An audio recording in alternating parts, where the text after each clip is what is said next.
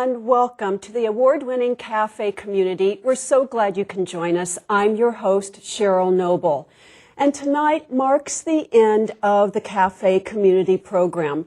For over 2 years, we've been bringing you live TV that talks about people who make a difference in our community, as well as our incredible resources to help us survive and thrive together. I'll say my farewells and thank yous and crying for the end of the show because in the meantime, we've got a great program for you tonight.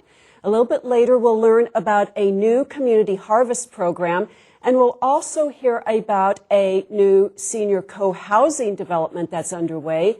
And in just a moment, my first guest, we're going to talk about falls prevention and senior outreach programs and the event next week that is on falls prevention. We're glad you can be with us, and it's going to be a great program. So let's get started.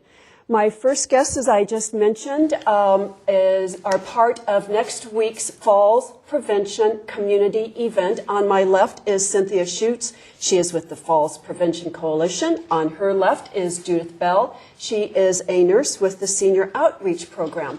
Welcome, ladies. Thank you. Thank you so much, Cheryl. It's always wonderful to be on your show, and I must confess it's very sad that it's your last. Thank you. I really appreciate you coming on and keeping us updated about the falls prevention, because this is a really vibrant group that's growing, and you're expanding and getting new programs. So why don't you take it away and tell us about where do you want to start, next week's event or I think later? that's a great place to start. The Falls Prevention Coalition is indeed a vibrant group. We have wonderful meetings and really spend a lot of time planning the event that is going to be Wednesday, September 21st from 9:30 to 1. And that's the fourth year now. So Fourth annual. Wow, good Hard for to you. believe. Yeah. It'll be at Sierra Presbyterian Church, but people need to pre-register. Oh, okay. And they need to call Helpline to do that. Okay. We've got the number here. Great. And we'll have it up on the screen, the flyer. We've got, let's see, the number for the helpline to register is 273-2273. And what caught my eye, of course, was free lunch. But this is a free program, lots of information. Who are some of the vendors that are going to be there? Oh, we're going to have a lot of vendors. We're still gathering them. We're going to have at least 25, I think a few more. The adult services will be represented, and the senior outreach program is part of adult services. Right Build, who does home modification to keep people safe in their own homes, will be there. And we're going to have Buyers Leaf Guard. Okay. Everybody's seen those ads, Sure. I would imagine, by now. Even on big TV. And Freed, Commercials. Center for Independent Living, Gold Country Telecare will be there, on and on. A lot of people who serve seniors in a variety of ways. Yeah. Many of the coalition members will also be vendors there, Eschaton Village, Hilltop Commons, Spring Hill Manor. Okay, yeah, good representation. Yes. And Judith, and this is a collaborative effort, and you work with falls prevention and the agency. Tell us about the Seniors Outreach Program. Okay, well, the Senior Outreach Program is under the auspices of Nevada County. I, as a senior outreach nurse, am working on the coalition with Cynthia. And it's not only that we have great meetings, but we have a great leader. She keeps us together. That's important. Yes, it's an enthusiastic group. We're all there with the same goal, which is to help seniors stay safe and stay in their homes. That's the main goal of the Senior Outreach Program. It's a 35-year-old program, at least that old. And we also receive sponsorship from Area 4 Agency on Aging, which is a state and federal program. Oh, good. Public and the health. funding's still coming in. And The funding is still coming good, in. that's important. Yes, it is. But the services are free Yes. for residents. For people 60 and over, free. Most of the 60, people that we see are referred by their physician. They're referred by home care agencies after they have been taken care of by home care and not any longer eligible for Medicare. And we are the main resource for falls prevention referrals. Referral, right. So we have private MDs that are calling us and asking us to see their clients. We have people that see brochures that Cynthia has done and articles that she has done that will call us for help with falls. We have family members who are concerned about their seniors. Sure. And they call us. So it's a broad base. Yeah, I wanted just to add that the services help the seniors be independent. It gives Yes. them a more independent lifestyle. And I think this is what's critical and what people are looking for, that they want to maintain the lifestyle that they had and stay in their homes. And stay in so their homes. many people that I talk to, that's their main goal, is to stay in their homes. So our goal is to help them and to help their support people to do that.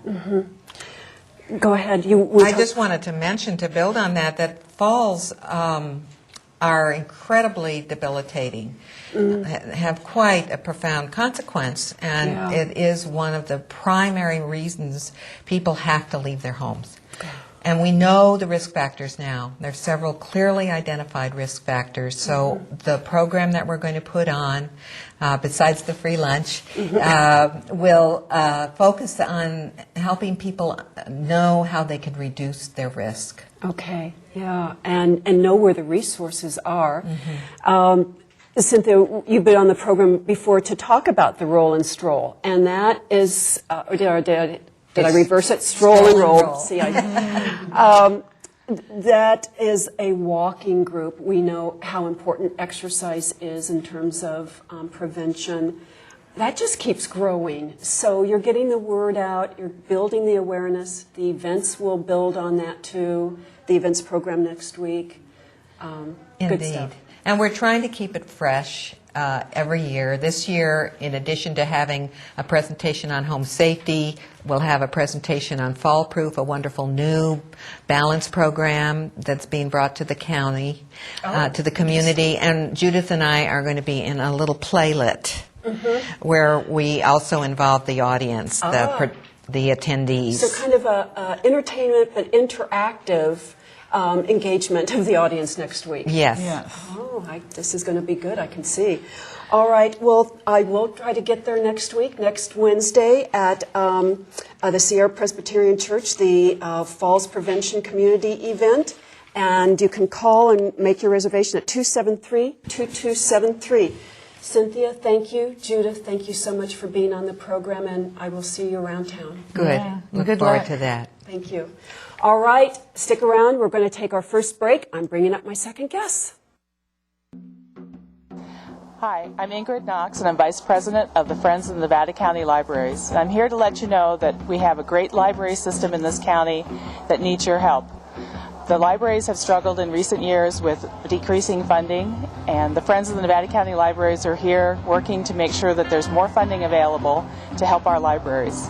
And a big component of that is the community. We really appreciate the support that we've had for donations from the community. And I have one opportunity coming up that you might enjoy that would help our libraries. The Sierra Stages and the Miners Foundry are presenting a production of the 25th annual Putnam County Spelling Bee. This is a play that is a comedy. It's really a fun play.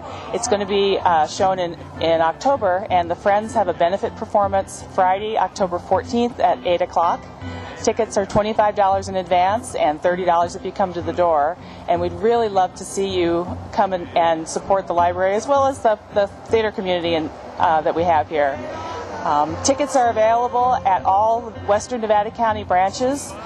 You can buy them ahead of time, which is great. And if you need information about this particular benefit, the phone number is 530-265-1407.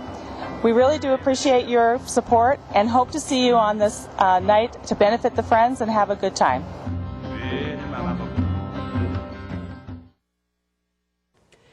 Welcome back. And my second guest to continue on the theme of seniors and independent living.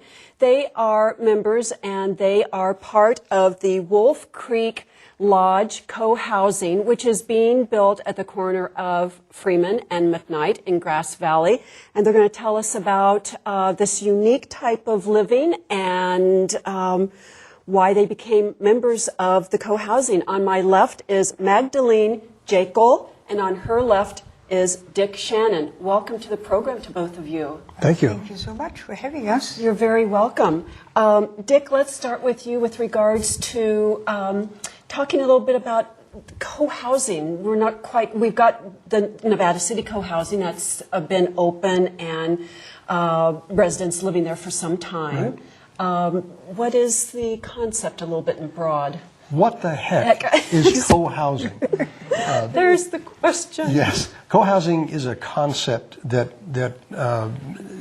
Katie McCammett and Chuck Durrett actually brought to America. And they're local architects. They're local architects. They introduced co-housing to the U.S. Initially in the form of multi-generational. That's with children and whole families. Young as well as old people. And exactly. Well, we don't consider ourselves old. But I consider myself old, so I'm speaking for myself. We think of either adult or senior. Okay. Senior co-housing or adult co-housing is designed for active adults. And we have no children with us. We've gone through that phase, and we're focusing on living together in community, really, which is what co-housing is. Right. And as a community, keeping each other active and stimulated and going through a very active life, as opposed to living alone, which is one of the reasons that I joined. Yeah. We started out with 100 acres, and we had a lot of neighbors. We ended up with 5 acres most recently in Grass Valley.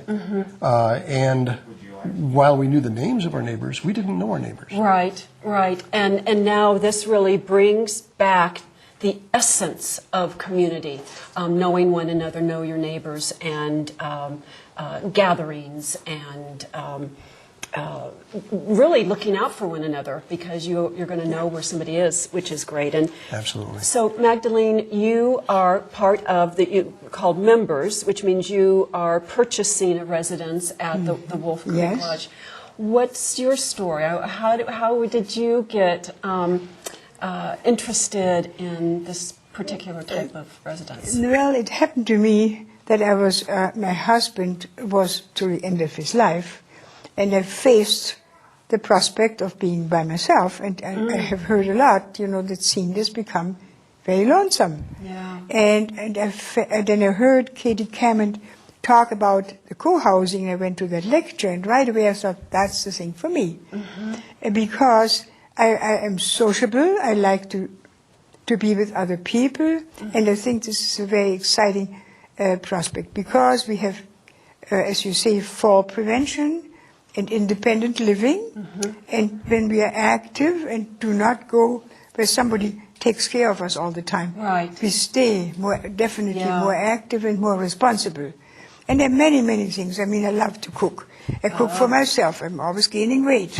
So it's nice to look forward to our common meals where we get together, little team, and we cook for several people who sign up for it. A big family, a really big family. And in fact, you mentioned cooking together. The Common House is going to be at the heart of the community. And I was reading, that's something like 4,000 square feet. It's a very big, multifunctional, where you can have activities. You've got a big kitchen, big dining area. You can see movies. You can have gatherings. So. Right. We have an extra living room where we can have yoga classes, book clubs. We can watch a movie together. And, it comes up when you are with your friends.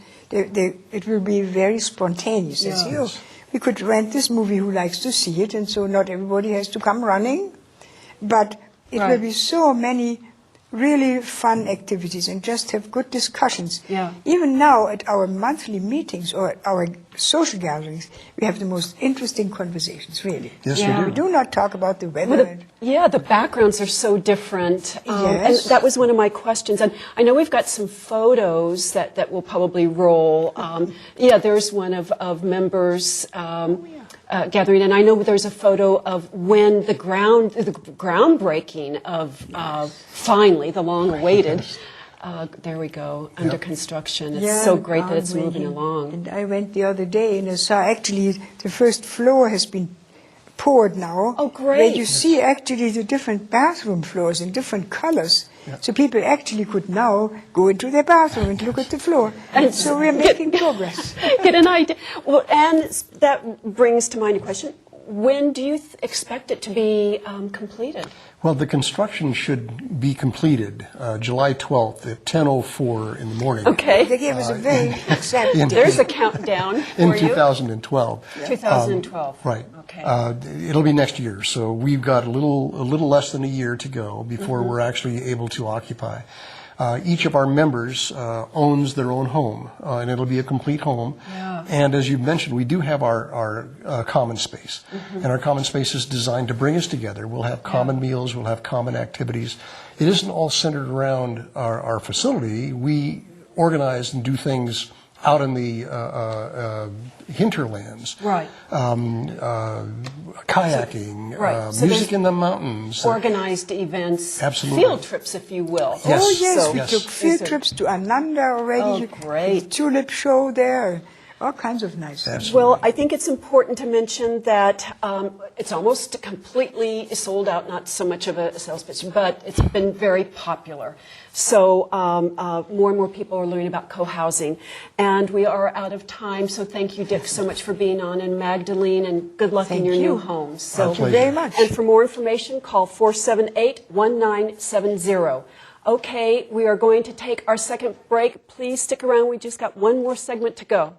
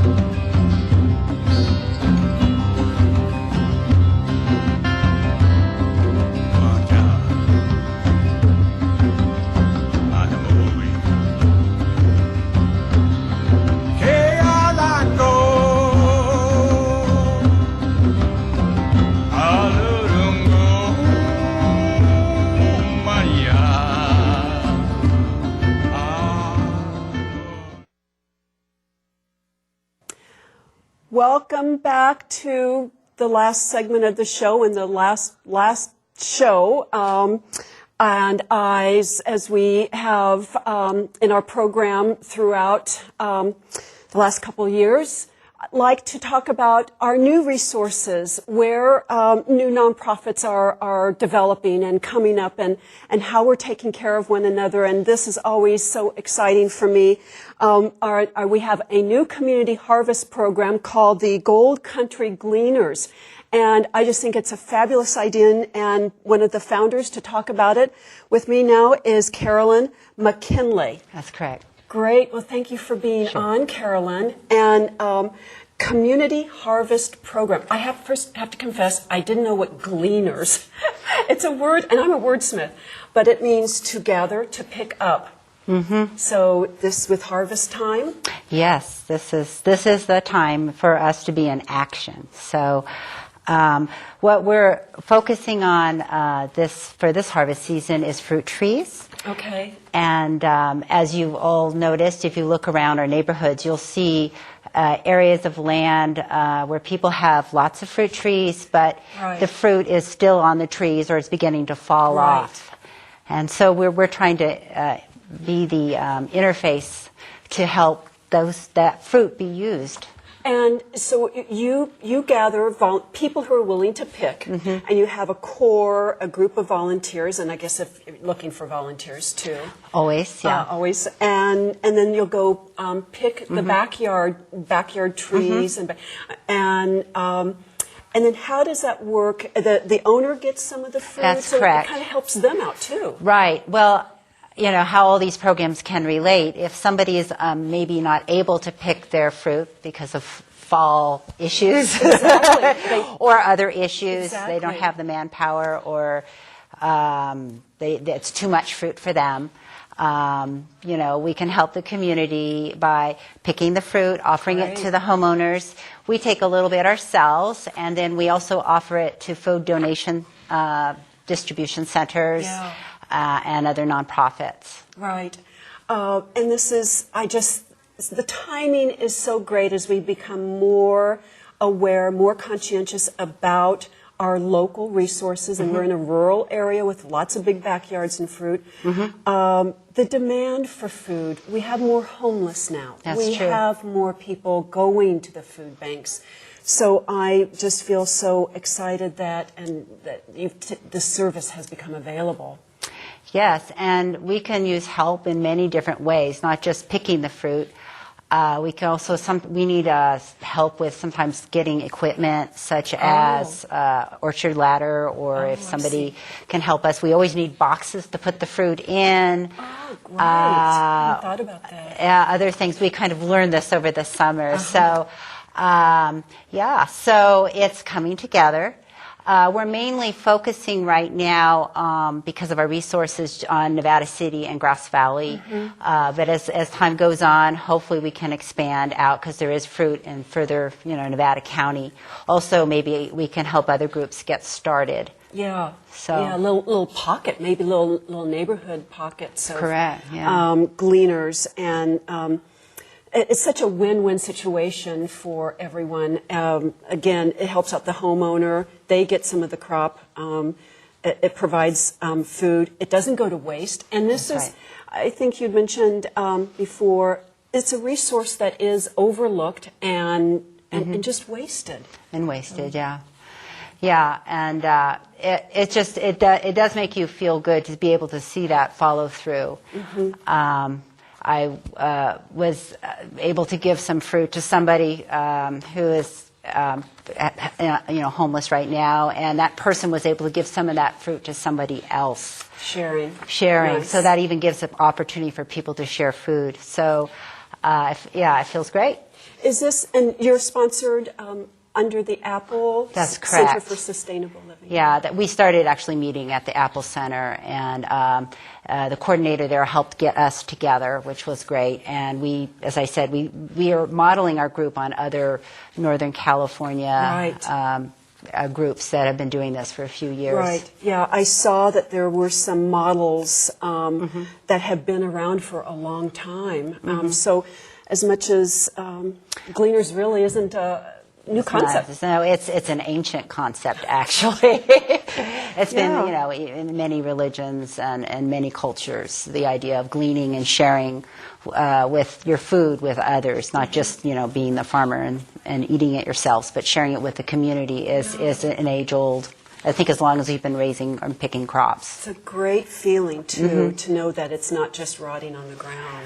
Yeah, so. That somebody can make good use, can it, or preserve it, dehydrate it. So as you mentioned, you always are in need of volunteers. Now, are you looking for backyards too? More? Yes. Okay. In fact, we are looking for backyards. We're looking for a fruit that the trees are somewhat well cared for.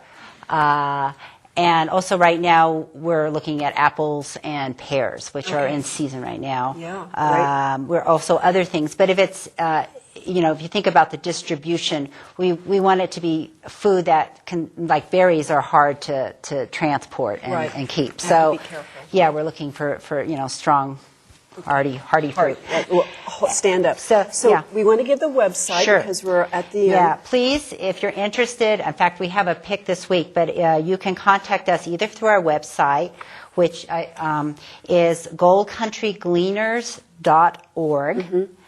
And we have an email. You can it's the same almost, except with, it's goldcountrygleaners@gmail.com. Okay. And we also have a phone number. Okay. And I'd like to give that at least twice, Okay. if possible. Shoot.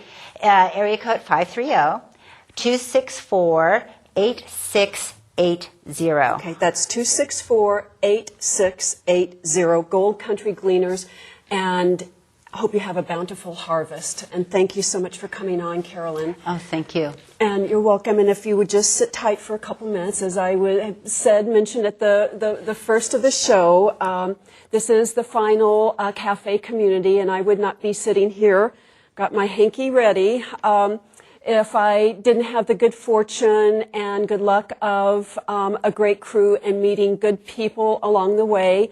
And as you saw in the second set of announcements, I really wanted to thank Gail and Lynn Dominguez before Cafe Community. This was Mission Possible.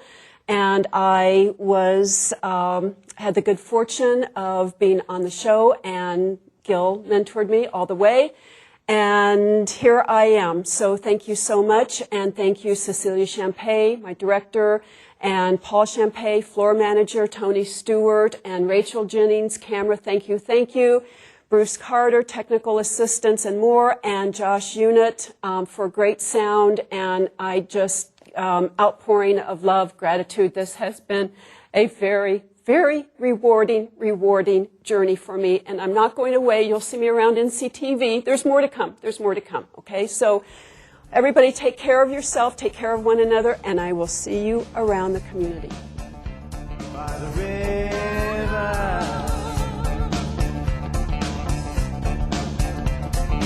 lay me down, slow, move around me like the water, rinse me down my bones, and I'm done. Yeah, and I'm done.